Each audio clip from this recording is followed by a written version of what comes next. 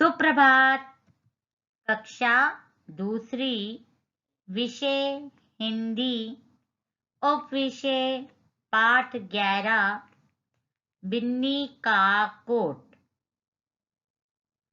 पुस्तक का नाम नई गुलमोहर हिंदी पाठ्य पुस्तक। व्याख्यान 3।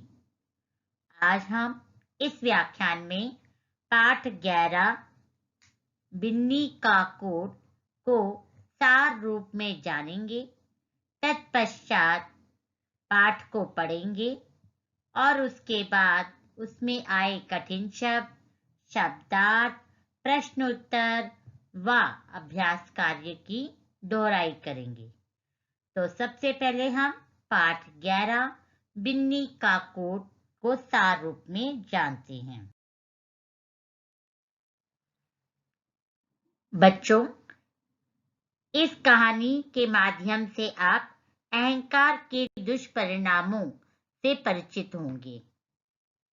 तो अब मैं आपको इसे सार रूप में बता रही हूं। बिन्नी बिल्ली ने नया कोट पहनकर अपने आप को सबसे सुंदर समझने लगी। उसने टिनटिन चूहे को बेल्ट से बांधा और सैर करने के लिए निकल पड़ी। वह अपने घमंड में चूर थी, अतः वह सबको अपने से कमतर समझने लगी, अर्थात कम नहीं समझने लगी। बंटी बंदर ने बिन्नी को नमस्ते कहा, पर उसने कोई जवाब नहीं दिया। उसने अकड़कर सिर ऊपर तान लिया और शान से सीधी चलने लगी।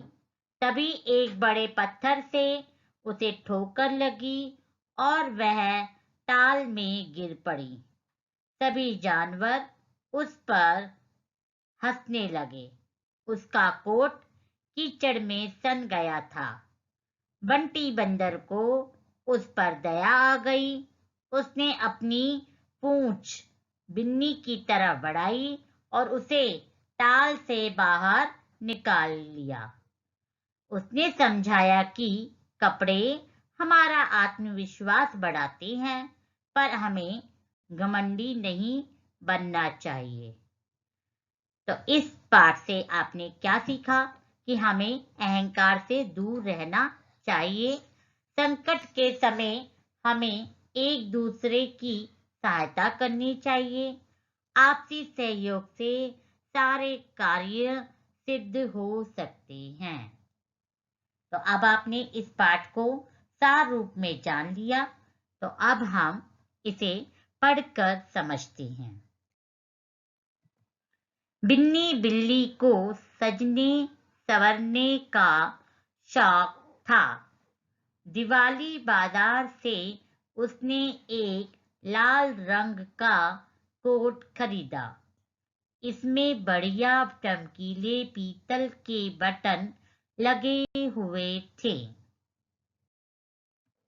बिन्नी कोट पहनकर जब आईने के सामने खड़ी हुई तो वह अपने आप को देखती रह गई। उसे इस बात का घमंड हो गया कि मुझसे बढ़कर सुंदर और कोई नहीं है। फिर क्या था, उसने झटपट टिनटिन चूहे को बेल्ट से बांधा और सैर करने के लिए निकल पड़ी। जंगल में रहने वाले जानवर उसे देखने लगे, लेकिन उसने किसी की ओर ध्यान नहीं दिया। खरगोश, गिलहरी और मेंढक के देखने पर तो उसने अपना सिर और तान लिया, किसी की ओर देखा तक नहीं। बंटी बंदर ने भी नई जैकेट खरीदी थी। वह जैकेट पहनकर सबके साथ खेल रहा था। अभय भेड़िया बोला, बंटी, यह जैकेट तुम पर बहुत खिल रही है।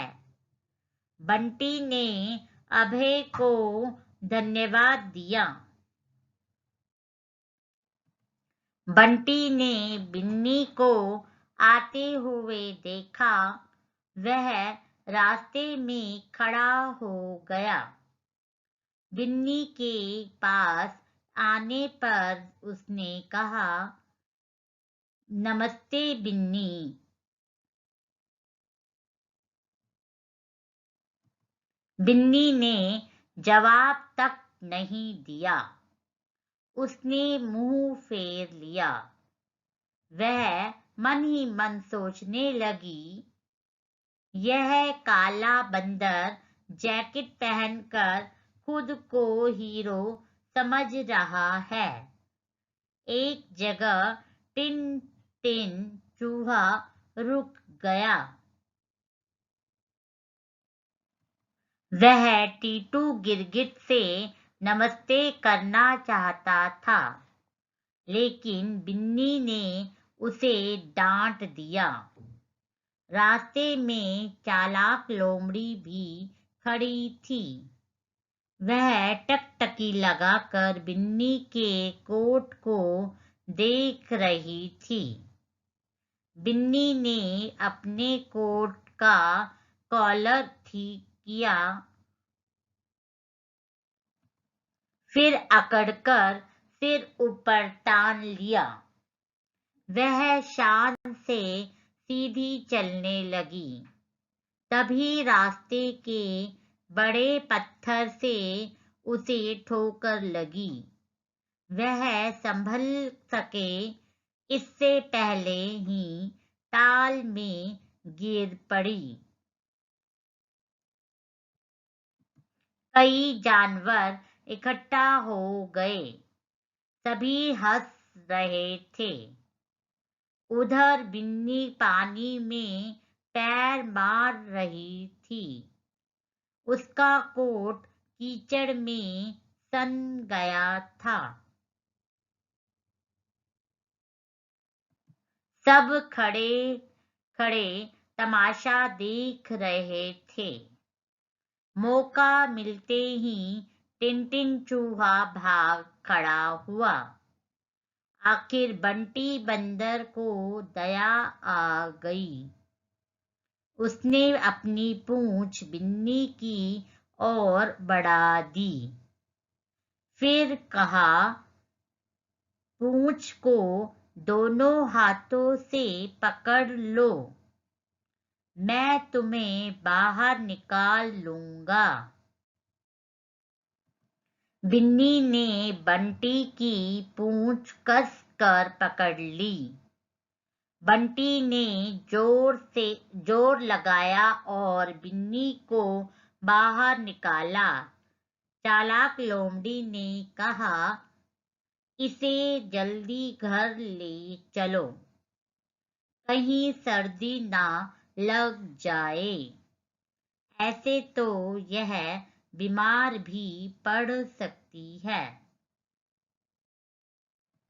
बिन्नी को अपने व्यवहार के लिए बहुत बुरा लग रहा था। भोलू खरगोश ने कहा, बिन्नी इतनी बुरी नहीं है। इस कोट में ही कहीं कुछ बुराई है।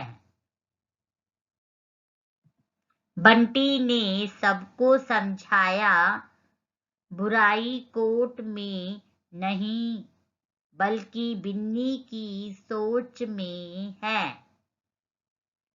कपड़े हमारा आत्मविश्वास बढ़ाते हैं।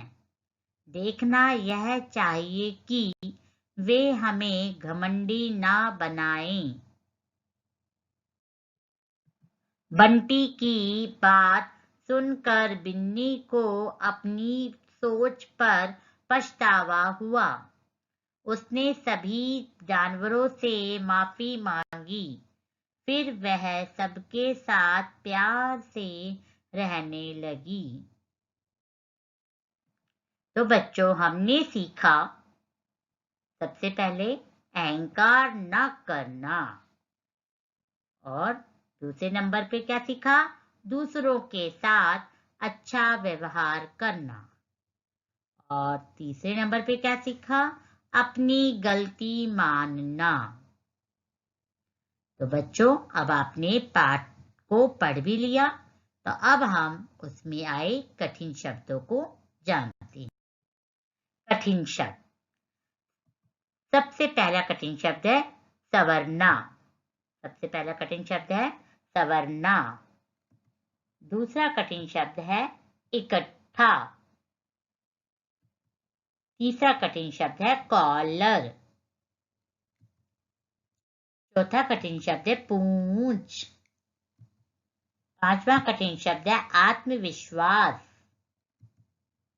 छठा कठिन शब्द है मांगना। सातवां कठिन शब्द है पीतल। आठवां कठिन शब्द है बिन्नी।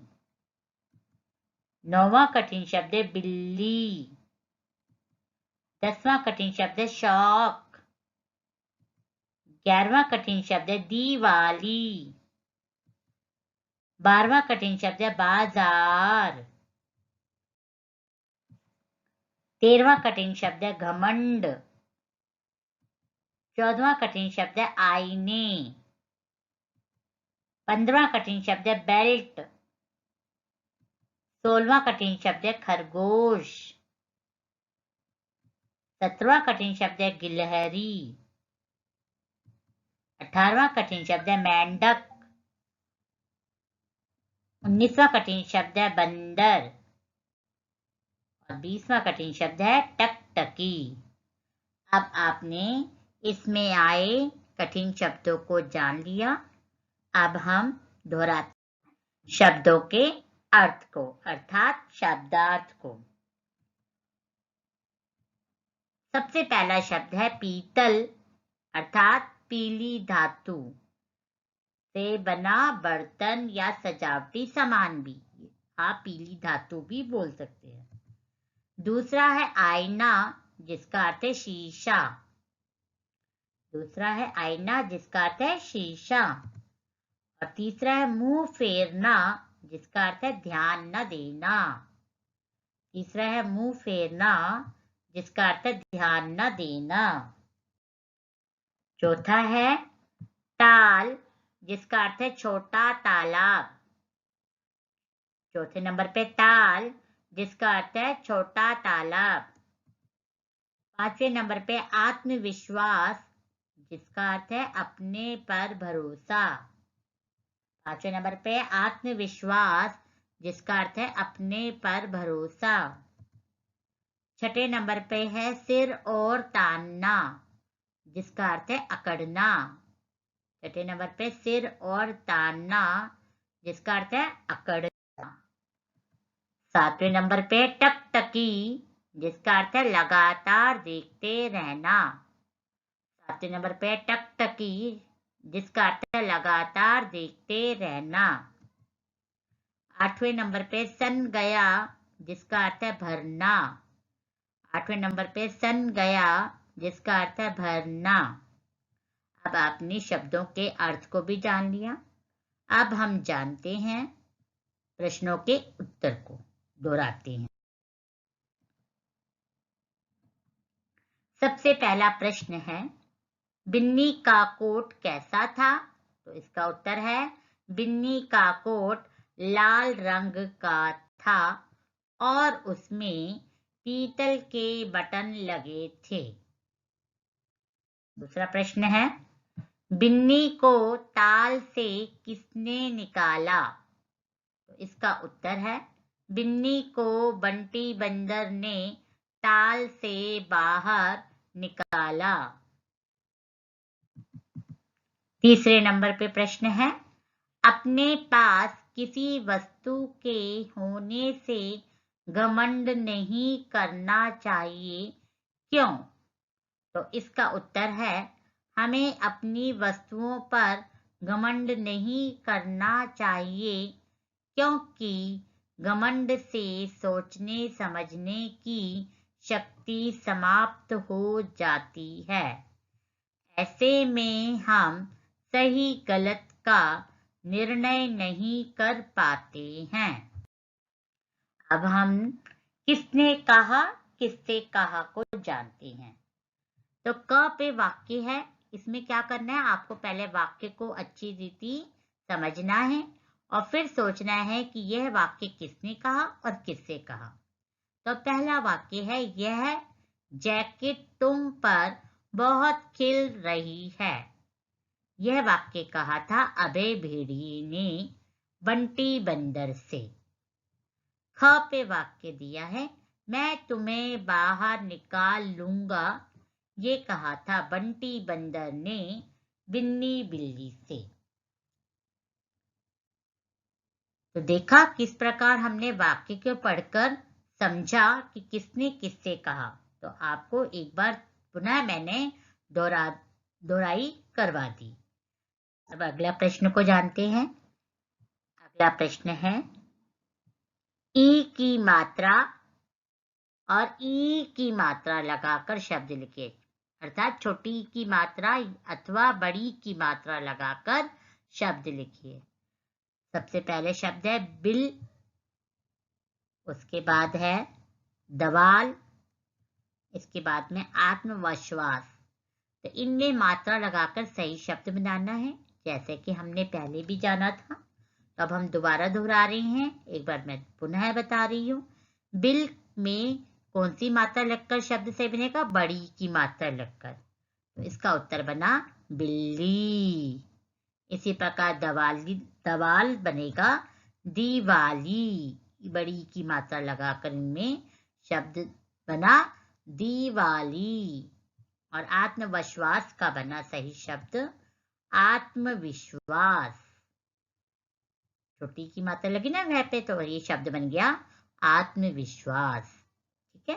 अब अगला प्रश्न को जान। अगला प्रश्न है, अनेक शब्द लिखिए। जैसे कपड़ा का हो गया कपड़े, इसी प्रकार बिल्ली का क्या होगा, बिल्लियां। तमाशा का क्या होगा, तमाशे। मौका का क्या होगा, मौके। यहाँ पर आपको एक वचन के रूप में दिया है, जिसे आप बहुवचन में करेंगे तो मतलब अनेक के रूप में बदलेंगे तो किस प्रकार बदल जाएगा। ये कपड़ा एक है तो कपड़ा, और अगर एक से ज्यादा होंगे तो बन जाएगा कपड़े। इस प्रकार एक है तो बिल्ली, अगर वहां पर बहुत सारे होंगे तो क्या बोलेंगे, बिल्लियां। इसी प्रकार तमाशा, और अगर ज्यादा कर रहा है तो क्या कहते, तमाशे। एक बार आपको अगर मिला तो मौका, अनेक बार अगर आपको मिलेगा तो क्या बोलोगे आप मौका को, मौके। ठीक है। तब हम जानेंगे अगले प्रश्नों को। जैसे उचित शब्द छांट कर लिखिए। चमकीले, नई, नया, ठंडी। इसे मैंने पहले भी आपको बताया था। इस पाठ में कोट के लिए कौन सा शब्द का प्रयोग हुआ, नया, नया कोट। इसी प्रकार बटन के लिए क्या शब्द का प्रयोग हुआ ऊपर दिए गए में से, देखते हैं इसका उत्तर, चमकीले। और हवा के लिए कौन सी बात की गई है, ठंडी। और जैकेट के लिए किस बात की गई है, नई। तो देखा, तो हमने पाठ को अपने ध्यान में रखते हुए समझा कि कोट, कौन सी कोट की बात की गई है, नया कोट। बटन की कौन सी बात की गई, चमकीले। हवा की कौन सी बात की गई, ठंडी हवा की। और जैकेट की कौन सी बात की गई है, नई जैकेट। ठीक है। अब आपको समझ आ गया होगा ना, मैंने इसीलिए आपको पुनः दोहराया जिससे आपको समझ आ जाए आसानी से।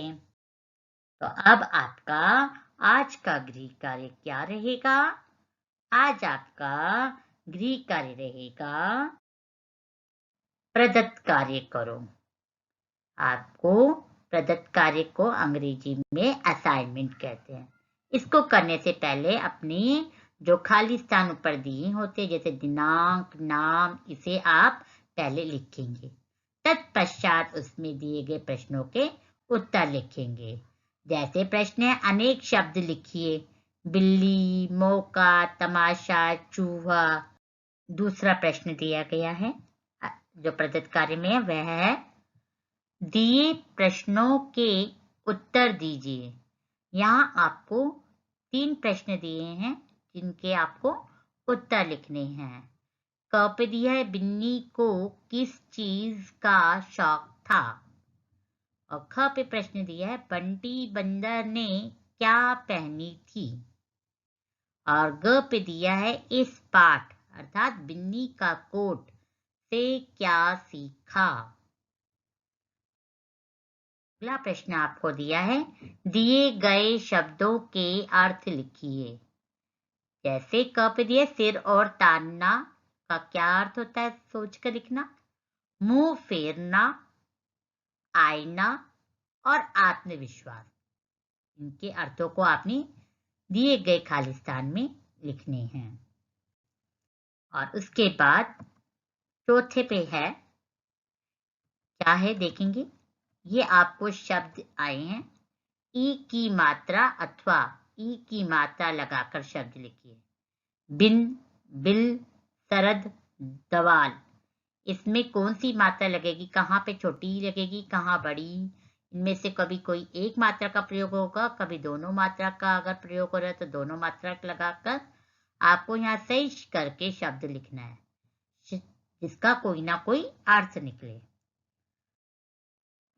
तो अब आप अपनी गृह कार्य को जान लिया, तो अब हम जानेंगे कल जो व्याख्यान 2 में गृह कार्य दिया था उसके हल को।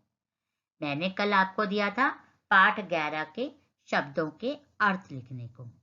तो आप सभी ने अपना गृह कार्य कर लिया होगा, तो चलते हैं इसके हल को जानते।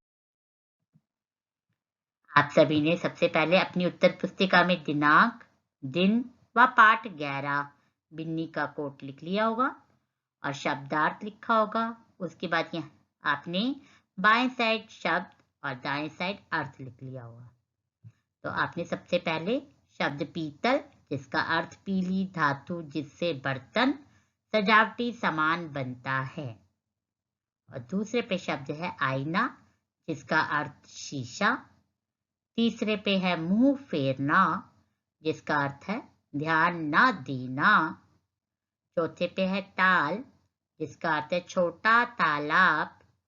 पांचवे पे है आत्मविश्वास जिसका अर्थ है अपने पर भरोसा। छठे पे है सिर और तानना जिसका अर्थ है अकड़ना। सातवें पे है टकटकी जिसका अर्थ है लगातार देखते रहना। और आठवें पे है सन गया जिसका अर्थ है भरना। आप सभी ने अपना गृह कार्य में कोई गलती नहीं की होगी लिखते समय। यदि आपसे कोई गलती रह गई है तो आप उसे ठीक कर लें। धन्यवाद।